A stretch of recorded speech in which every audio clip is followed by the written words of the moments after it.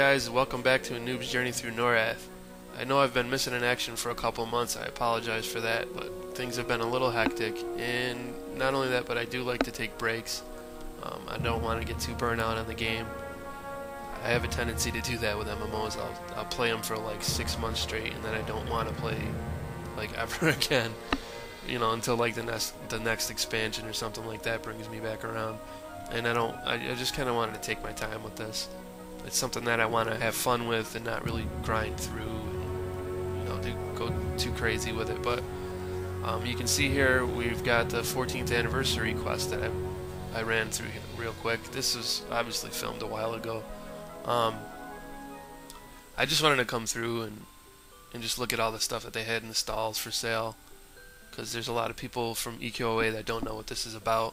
So those of you who are from the EverQuest community, obviously you know what all this is all about, so you might want to skip ahead to the next section. But yeah, I just decided to get drunk and walk around and look at some of the stuff here. I didn't get to do any of the quests, which is pretty unfortunate, because from what I gather, they went all the way back to when EverQuest was brand new. They've basically had every anniversary quest that you could do and get caught up on, and I didn't do a single one, so that sucks. But you know, there's always next year, right? So yeah, I was just kicking around looking at what's going on with all these people. I think it's really cool how they put up the flags and everything everywhere. The fortune teller looks really cool, all mechanical and clockwork looking.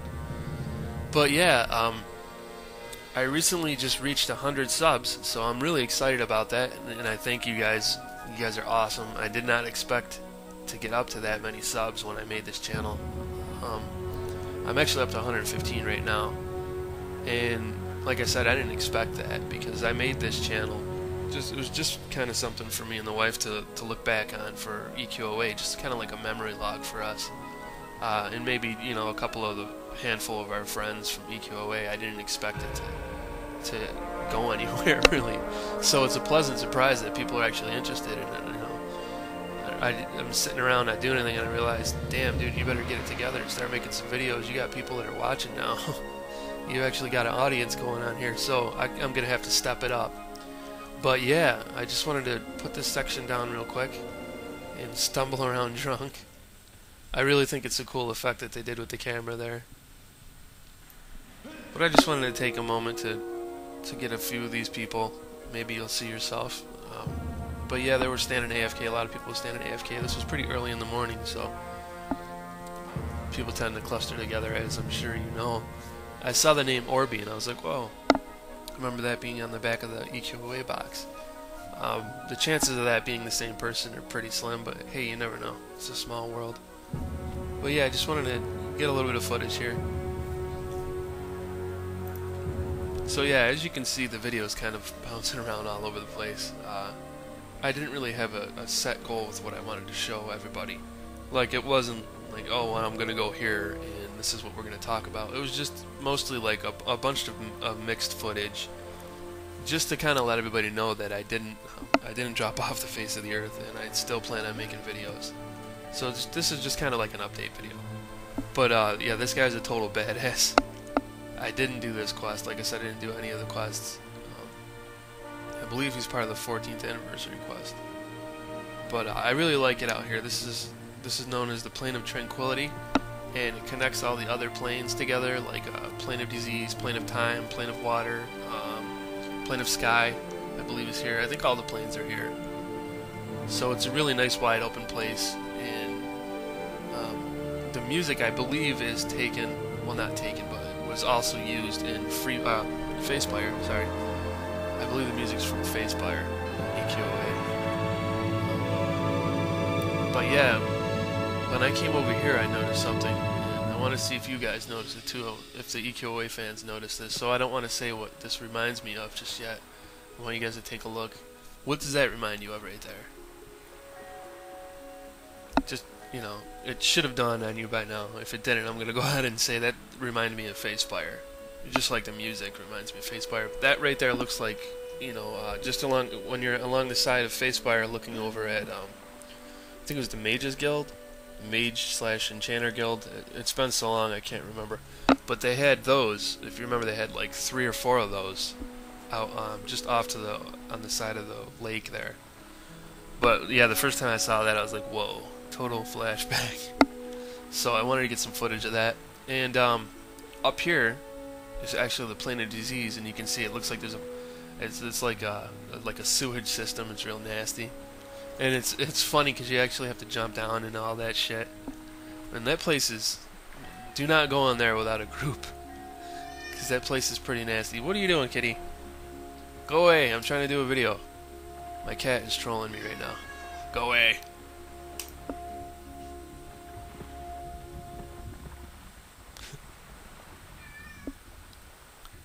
So yeah, as you can tell, my cat's a complete and total troll. I swear he does that like every time I try to do a video. You don't even know how many times I've sat down and got my narration going, and all of a sudden, ugh. So I'm not even going to bother to edit it out. I'm just going to leave it in there. Hopefully you guys get a kick out of it, because my cat is a total troll. But yeah, this is Plane of Disease, and I do not recommend going here if you're new to the game, because it's not a very hospitable area, obviously. It doesn't sound like it would be hospitable. And EQOA, it was definitely not hospitable. I believe you needed a zombie skin suit to even come here. So even being able to go to Plane of Disease in EQOA was a pain in the ass, because you had to get somebody to make you one of those zombie suits, or you know, you get the materials and craft it yourself. I don't remember the details, but I do remember having to get that zombie flesh suit. And I had it, but I'm not sure if I ever went to Plane of Disease.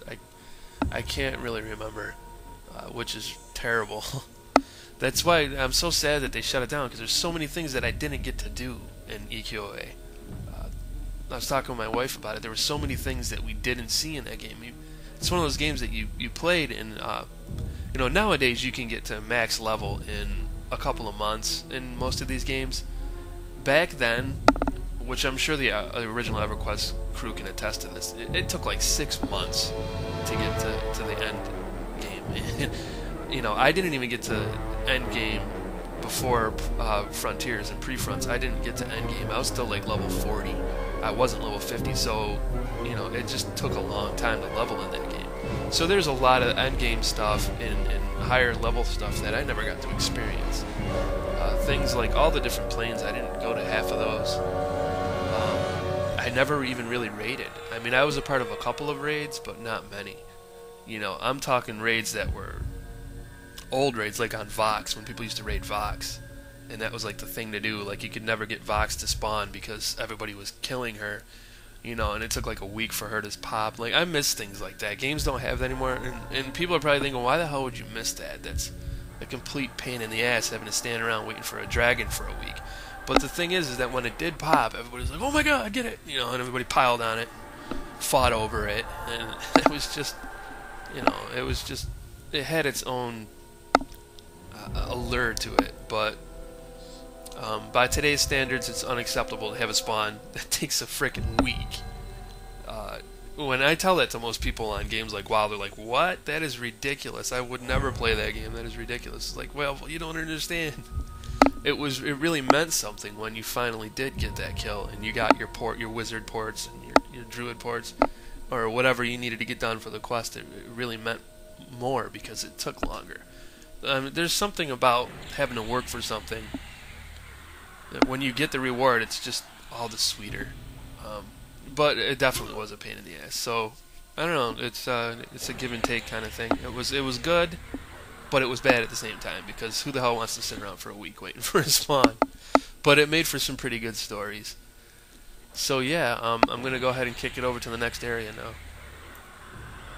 So I was told by one of the community members to come out to Kunark. So it's supposed to be a pretty cool area. So we came out here. She only came out for a little while, so I've only got a little bit of footage of us together. But I came out here again later with my druid, just because I wanted to, I just wanted to clean house, and I did. I just went in and whooped the hell out of everything and got a ton of loot, some really nice loot. But my mic keeps cracking. I noticed when I play back just now, so I apologize for that. I need to get a new mic. This one's just like really creaky. It's just an old mic. I mean, I used to use this thing for Socom, for Christ's sake, on PlayStation 2. It's an old mic, so I definitely need to get a new mic. I got a kick-ass Turtle Beach, but that's from my 360, and yeah, that's pretty much going to become a paperweight in about 6 months.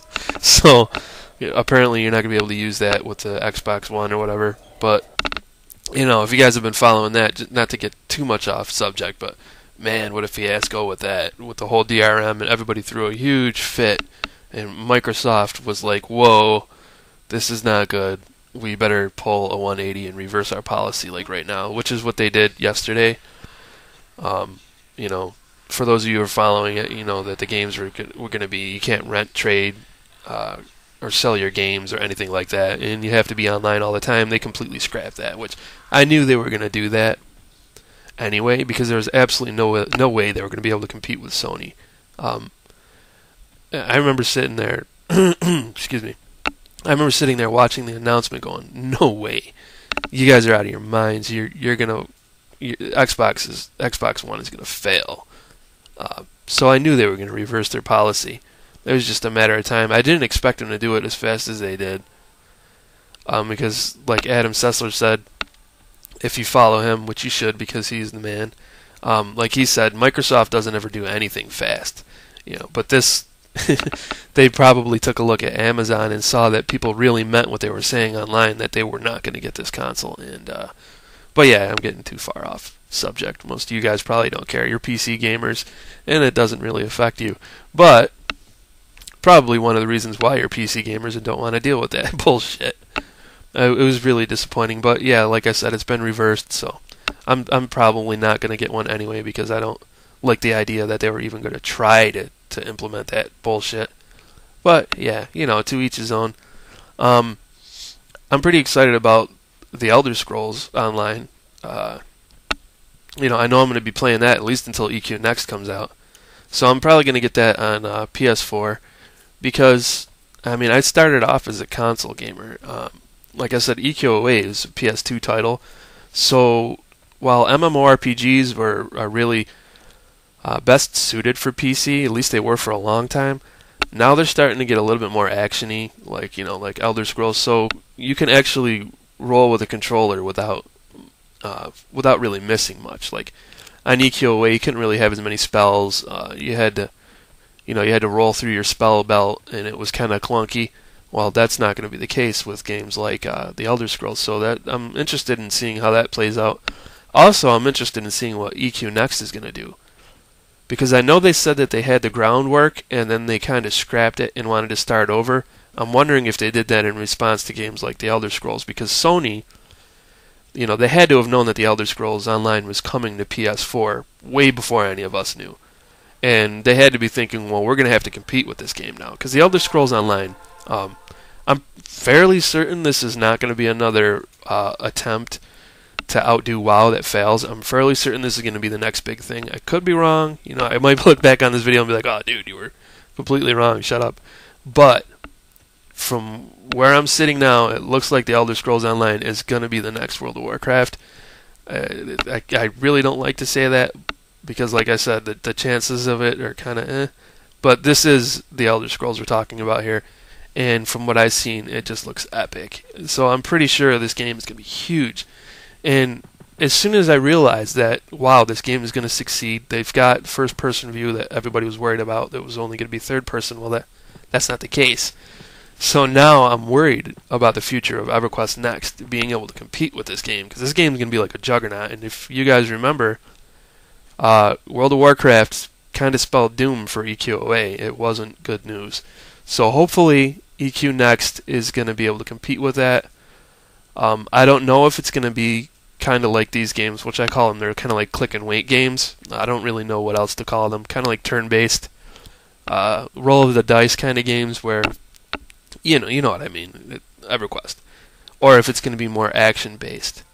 To be honest, without pissing anybody off, I think I would rather see it be more action-based, like where you actually raise your shield to block. Just because that seems to be where everything's going. There's games that aren't doing that, and they're not getting a lot of attention, like Final Fantasy XIV. I was looking at that, and it just doesn't really turn me on, the whole idea that they're just they're just kind of copy-pasting what they've been doing with MMOs for the past decade. the zones, it wasn't completely wide open. I've seen footage of it where it's like instanced, you know what I mean, where it looks kind of linear, and that just doesn't really work out anymore. You know, Phantasy Star Online 2 is coming out soon, which I'm excited about. In games like that, I can tolerate instanced type zones and linear gameplay because it's more like an action RPG. So that's not too bad. But I don't know. I like my games to be wide open, and this day and age, if a game isn't wide open, it usually doesn't do too well because people like to be able to just do what they want. I know I'm getting off subject, but there's some very exciting things going on right now. We're learning about all these different games that are coming out, and you know we're at the brink of a new generation coming out, and it's been a long time coming. I mean, this generation's lasted longer than any generation that I can remember. Well, aside from PS2, still going right now, which is just epic. If you take a look at PlayStation 2, they just stopped printing, just stopped making new consoles. Like, I don't know, 3 or 4 months ago, which is insane. I mean, they were almost printing new consoles all the way up to the point of the next generation, almost 2 generations. So that's pretty epic. I'm gonna have to go ahead and say that PS2 just kicked ass. Like, that's like the most epic console ever. But I'm going totally fanboy here. But usually I don't do that. I go where the games are, you know what I mean? Like, I was rolling with PS2, and then when 360 came out, I was like, well, that looks better, and I got that. Now it looks like I'm going back to PS4, because even though Microsoft reversed its policies, I'm still pissed off. It just left a bitter taste in my mouth. I don't like the fact that that's what they were going to do, until the gamers said, hell no, you're not going to do that, and basically gave them no choice, which was just an awesome victory for gamers. Everybody stuck to their guns, and we were like, screw you, we're not getting your console. And they had no choice but to reverse their decision. So that's a victory.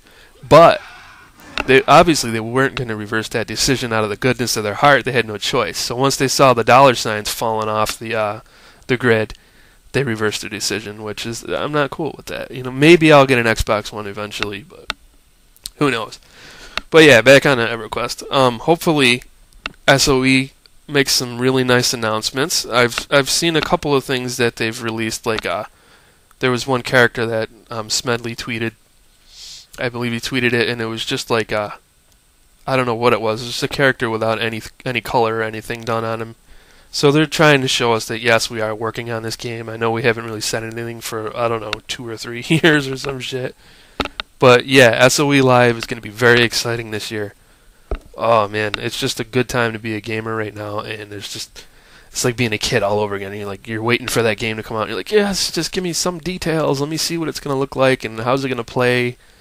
So I'm very excited about that. But who knows what the future holds for EverQuest? Hopefully, EQ Next takes off like a shot and just kicks ass. Because if it doesn't, you know, I think that's probably going to be it for EverQuest, guys. You know, if it fails and fizzles and just doesn't live up to what it's supposed to, man, that's not good. You know, Sony can only take so many shots before they're like, well, that's it. We had a good run, and you know, if you want to play EverQuest, you know, you can jump on private servers or whatever they're going to do. I'm sure they're always going to keep EverQuest 1 up. I mean, I would assume that they would, because it is the MMORPG that pretty much started it all, as far as, you know, 3D, and we're not talking about Ultima and stuff like that.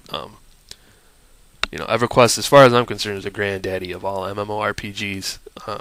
But it's kind of sad because it's gotten to the point where most of the younger generation don't even really know what the hell it is. When I say EQ, they're like, "What's that? What's EQ?" Well, you know, it's what World of Warcraft built off of. Hello, you know. Slap, you know, you need a history lesson, but, you know, that's just the way it is when it changes generations. There's people that are like, what's Socom? And that just blows my mind, because it's like the first console shooter, like, ever to go online. It was a huge phenomenon, and then it just fell right off the grid. So this is going to be the final segment. I decided to put in the Spertoxilus guy over here for the anniversary quest. There was one more thing I wanted to talk to you guys about pertaining to Socom. because there were a lot of Socom fans that used to play EQOA, because if you had a PS2 back then, those were basically the primary reasons for getting a PS2 was Socom and EverQuest Online Adventures. As you all know, like I said, Socom went under, but there is a Kickstarter right now going on with the original creator of Socom 1 and 2. His name's David Sears. He's got a Kickstarter going for a game called H-Hour Worlds Elite, and it's supposed to be, from what he said, is like a complete spiritual successor of the original first two Socoms, which is really good news for hardcore Socom fans, because as everybody knows, as time went on, the games just got worse and worse because they tried to make it too much like Call of Duty. But anyway, I'm going to be putting up a video sometime today. I want to get it up soon because there's only like 18 days left on the Kickstarter. He's trying to get up 200 grand. So I'm going to put some of that information down, and hopefully you guys will watch that, because I really want to see this succeed. But yeah, thank you everybody for all your subscriptions and all the support. You guys rock, and I will see you next time on a noob's journey through Norrath.